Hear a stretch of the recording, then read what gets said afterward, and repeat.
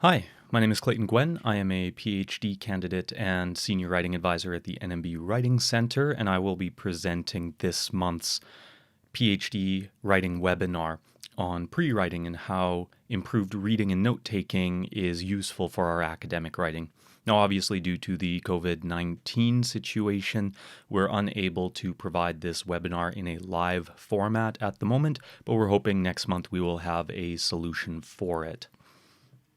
What I'm going to present in this webinar is basically why the pre-writing process is so important to us to become better academic writers.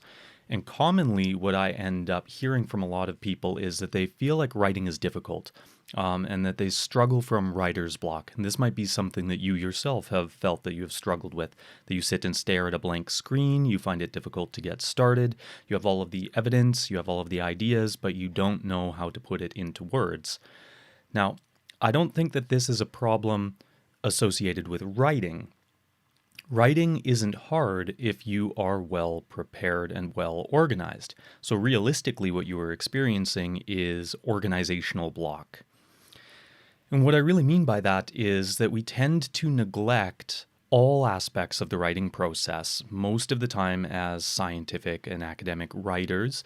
And when we're looking for support, we're mostly looking for support in the drafting and revision and editing stages. We don't really think about how our writing begins in the pre-writing stage, which is where we need to do a lot of the hard work.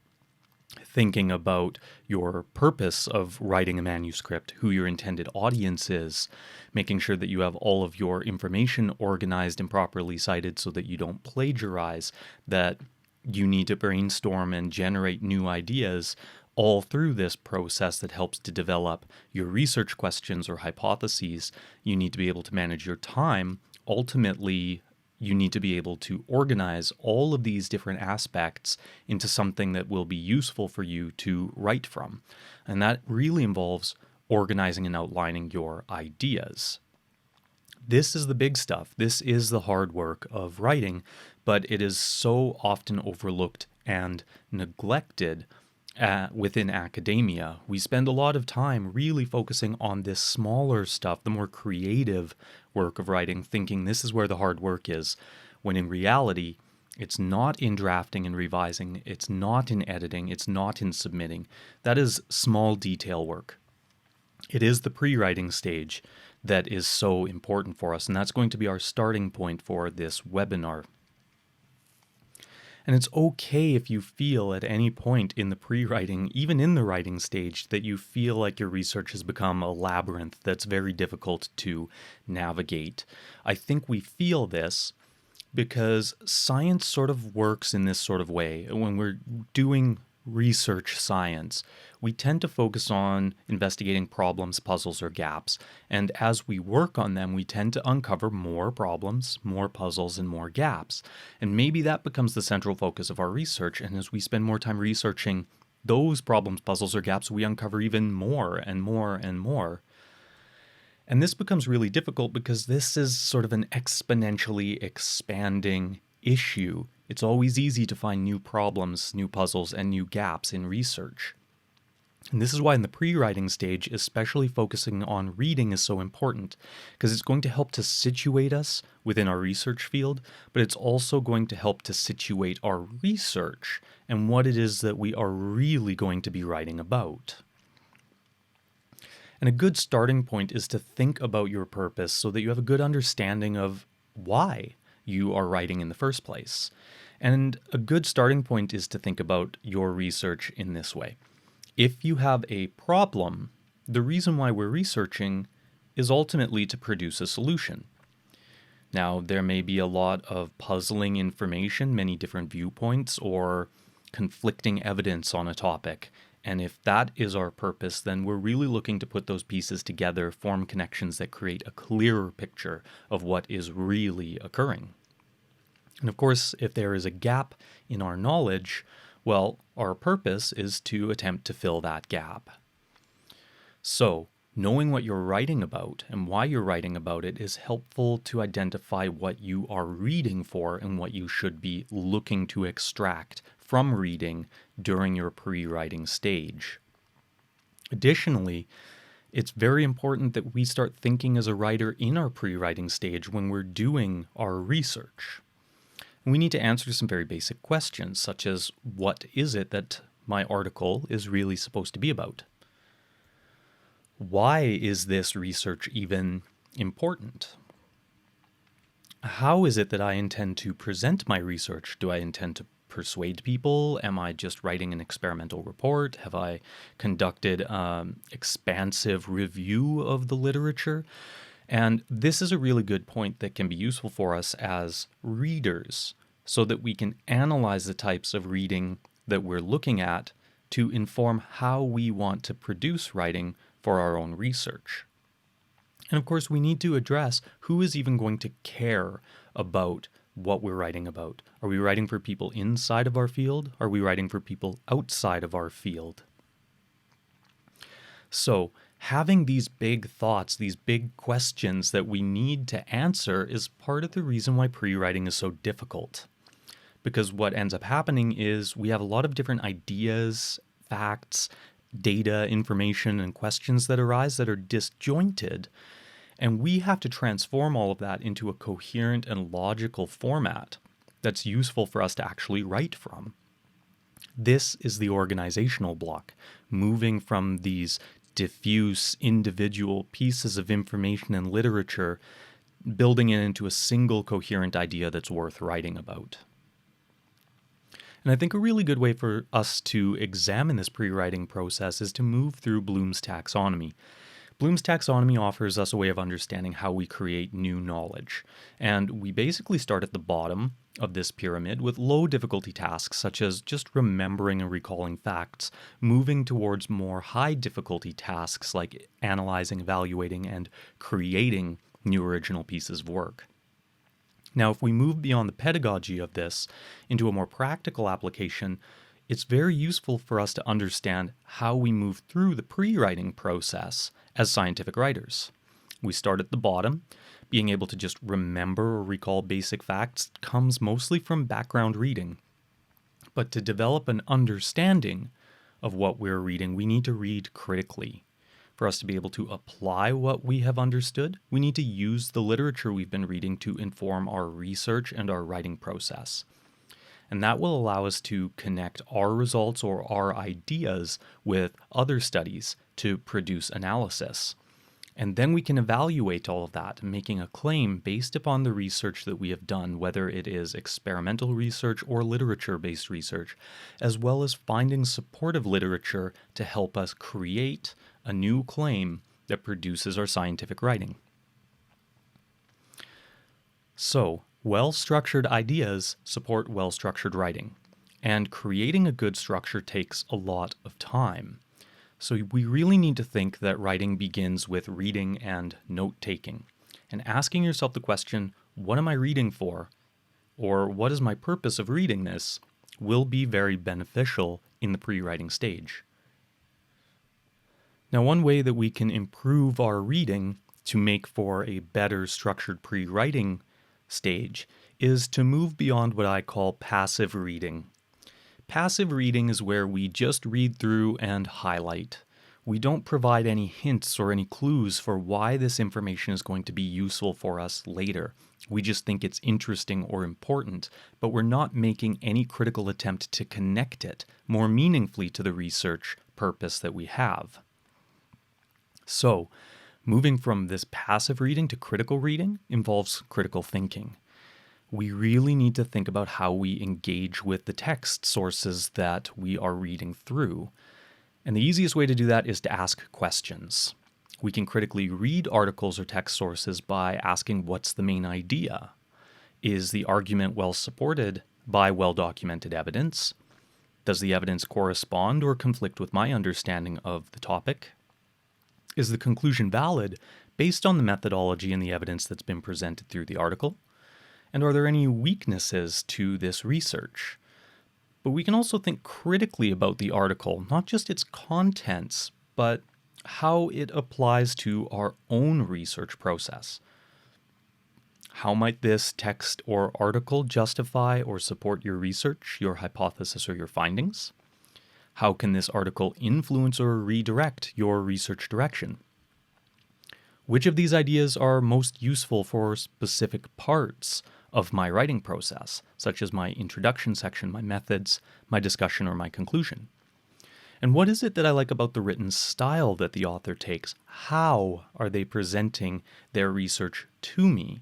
This is a really good way to critically think about an article's format and style to determine how we might want to actually sit down and write our own research.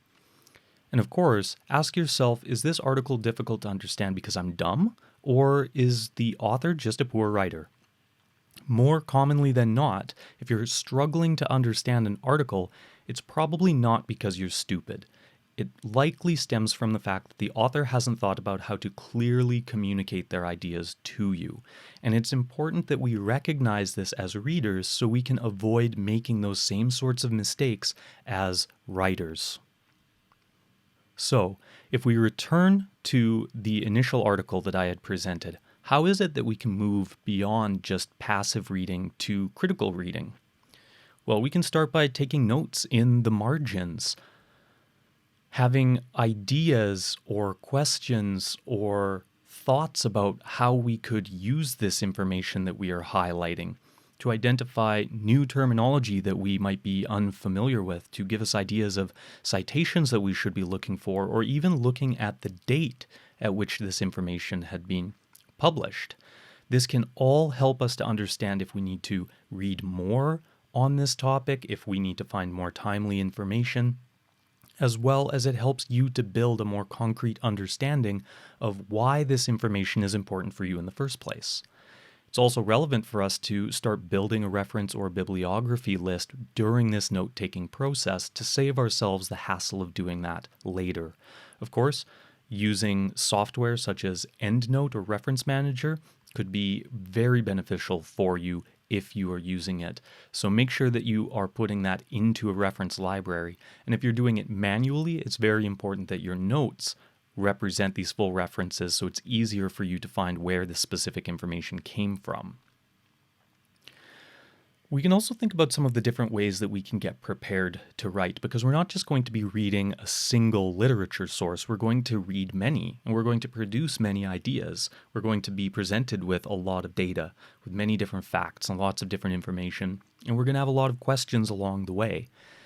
And trying to get that into a coherent and logical outline that we can work from is a bit of a struggle, because very often we're going to end up needing to find some sort of method in the madness or controlling the chaos of all of the clutter that ends up on our desks or our computer screens.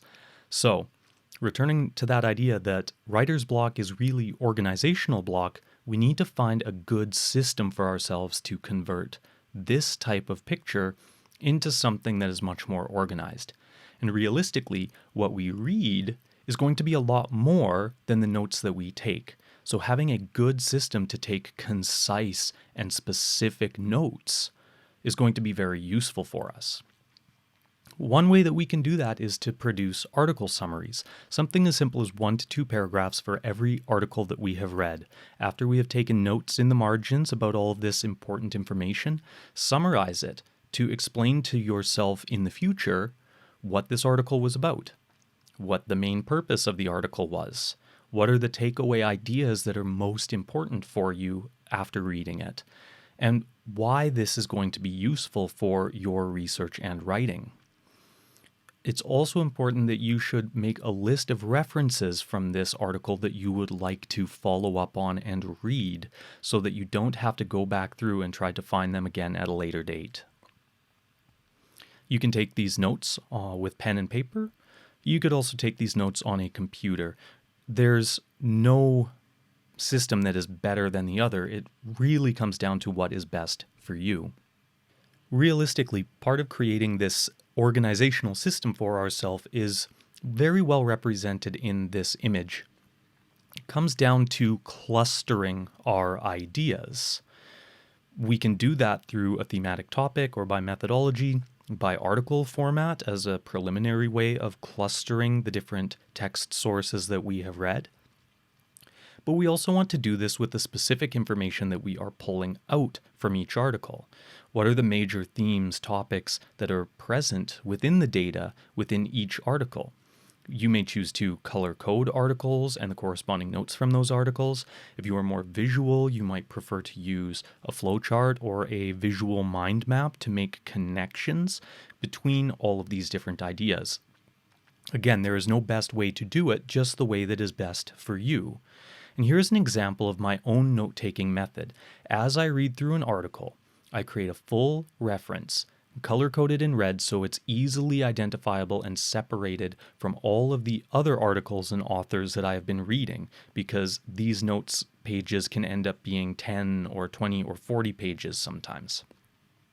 I create this thematic topic using bold and underlining it so it's easier for me to skim through my notes and get a basic understanding of what the more specific information below it will look like. I can use direct quotes using quotation marks. I will use italic font to emphasize information that might be important. I'll also add blue to demonstrate my own thoughts about the quoted or paraphrased information that is being presented in the notes. And of course, I like to paraphrase information quite a bit. I always include the page number, whether it's for a direct quote or a paraphrase, so I can go back and reconfirm at a later date if need be. Ultimately, what we are trying to do is create a system that is going to allow us to have different categories of information from our notes, so that as we are reading, we're thinking about how specific information that we're extracting from the reading will be useful for our writing, such as what parts of the literature that you're reading help to support your research question. What is it in the literature that helps to establish background context that could be useful to explain your problem, puzzle, or gap to your reader? What are useful theories or methods being presented within the article? What information is presented that helps to support or explain your findings? And what are some interesting discussion points that you might think are relevant to bring up in your own writing? Because if we can start to categorize our notes based off of what we have read, based off of a section that they can belong to in our writing, it's much easier for us to move those notes into action. We have a better idea of where this information belongs in the structure of writing before we have actually started writing a manuscript.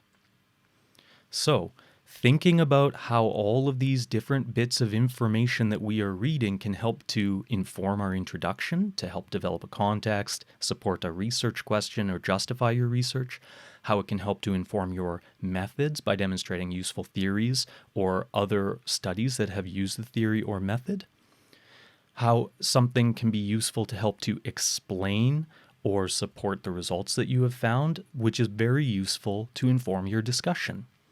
What is it that you have found that other people have found that might be an interesting point connected to a larger topic, or that helps to explain, justify, or even contradict the findings that you have actually come across?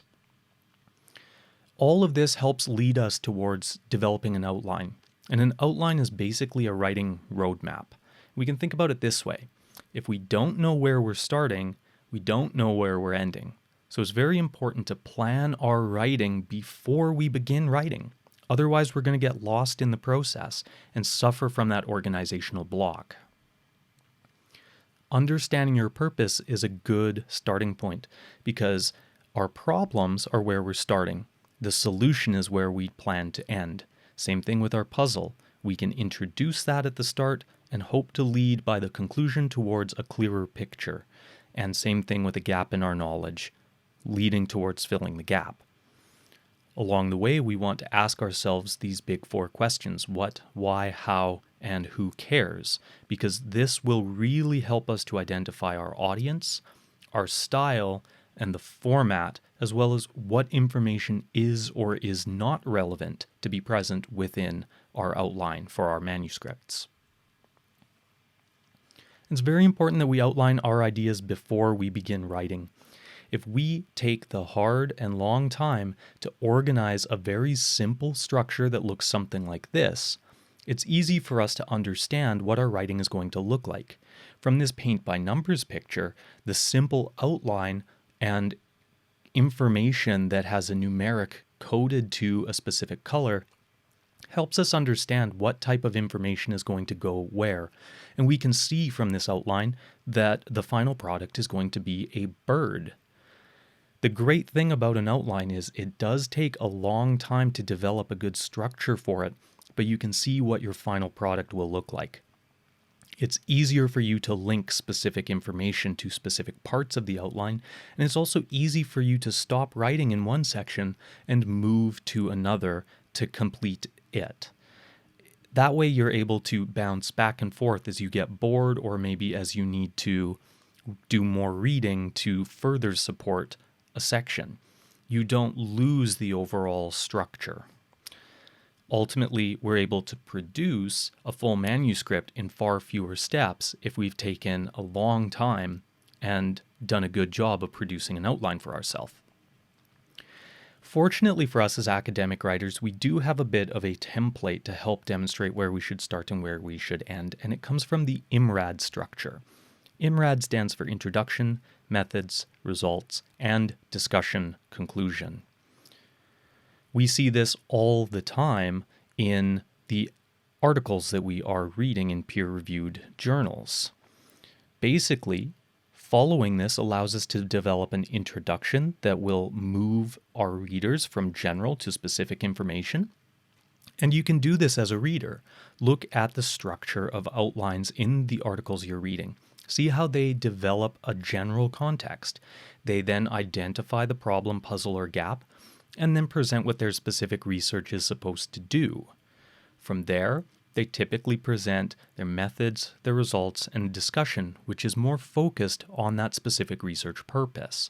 This is where we find a lot of analysis. Then they present a conclusion where they move from their specific findings to the general connection or impact of those findings on the wider field.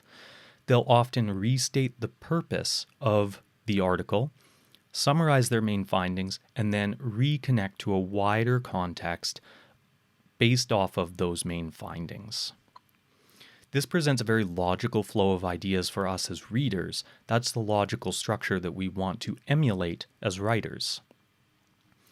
And we can find a lot of online templates that show us what an outline for an academic paper can actually look like. Here is an example of one. It doesn't provide us with a whole lot of information, but it does follow that basic hourglass format of the IMRAD structure, even if it doesn't necessarily say introduction, methods, results, discussion, conclusion. Most of the articles that you are going to be reading will follow this very logical IMRAD format, so it's a good starting point for us as well during our pre-writing stage. The best part about an outline is we can start out very simply to just get the basic overview of what it is we're trying to write. And we can add more specific information, including where we've found evidence or facts that will contribute to what it is that we are trying to explain to our reader. We can also use these simple outlines to reorder our ideas so that they are presented in a more logical fashion. And we can always add more information to them quickly and easily when we realize that we might not have given as much information as the reader requires. So some basic tips for outlining. We should always keep a general outline available at all times, even as we're moving through our reading or our writing process. We want to make sure that our purpose and our what, why, how, and for whom questions, or the who cares questions, are present. We want to be able to keep those answered through our entire pre-writing process. And these will change. We can also build outlines by each section. We want to have specific outlines for our introduction, for our methods, our results, and our discussion and conclusion. This helps us to more specifically categorize information, which will make it easier for us to develop an outline that we can write from for each section, while separating all of the sections so that we don't feel overloaded in the writing process. we want to make sure that we're linking literature to those different sections, always asking during our times of reading and note-taking, where could this literature fit best and how can this literature help the writing I'm planning on doing? Our outlines are going to continually update and be revised as we move through our pre-writing and our writing process. So don't think that a single outline will go unchanged. We will improve our ideas and refine them as we go, so expect your outline to be updated as you move through the pre-writing and writing process. Of course, I've ended up encountering many people who never write with outlines, and they end up experiencing writer's block more often than many others. One thing I commonly hear from these types of writers is, well, I've already started writing without an outline. I've written a lot. How is an outline going to help me now?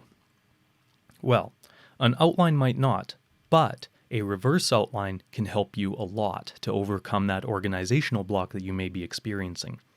Reverse outlines build on what you have already written and help us to list down what we've already written about. And that list helps us to categorize our ideas, which will allow us to reorder our ideas into a more logical structure. It will allow us to organize ideas within these different categories, which often helps us to find out what's missing and needs to be added. And all of it is a really good reflection on your work so far. And it's very easy to do. It only requires 4 steps. Begin by reading the first and last sentence of every paragraph that you have already written. For each of these sentences, highlight the core concepts that you have read. Then, write down these core concepts on a piece of paper or in a computer Word file so that you produce something like the example below. For each paragraph, you should have 2 sentences. In the 4th step, analyze this new document you have created. Look for a logical structure, paying attention to how you transition and flow between ideas. Here's an example of a reverse outline that I've made from an already published article. I'm going to start out with an important note, because as I read it, I realize the first paragraph is only 2 sentences. I could probably expand on that. This is what my reverse outline would look like for the first paragraph. For the second paragraph, for the third paragraph, with another note. As I have read through this, I've noticed that the first sentence of the third paragraph is actually not really the topic of what this paragraph is focusing on. That might be something I would need to revise later if I were the author of this article. And, of course, here's the reverse outline for the 4th paragraph. What we're using this for is to see how we transition or bridge between topics or ideas from paragraph to paragraph so that we're giving our reader an effective and smooth movement from one idea to the next. We can look over this reverse outline and see, do we create a logical connection from how we end one paragraph and how we start a new paragraph, which is presenting us with a new idea? Are all of the transitions we make from paragraph to paragraph logical? And if they aren't, we need to revise the order of our reverse outline to make these more logical flows of ideas occur. It may be that we need to rearrange the paragraphs that we have written. It may also mean that we need to add information that is missing. The benefit of a reverse outline isn't just useful for those who never use an outline when they write. It's also something that's very beneficial for all of us as writers so that we can check how our ideas have changed from the outline we were working from to our finished first draft.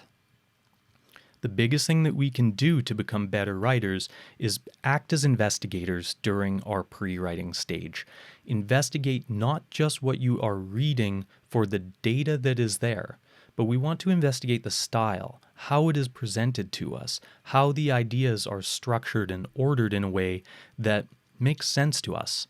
Because we typically recreate or emulate in our own writing the things that we have read. So we want to be aware of what makes for good writing, what makes for poor writing, but also what sorts of styles are most effective based off of what you are trying to accomplish.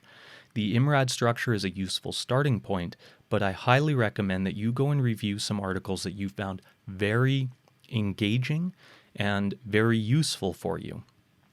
look at how they have structured their ideas and how they have formatted everything. You can do a reverse outline on those articles, and it will help you to get a better understanding of how they constructed their writing, which can be very beneficial for us to become better outliners ourselves.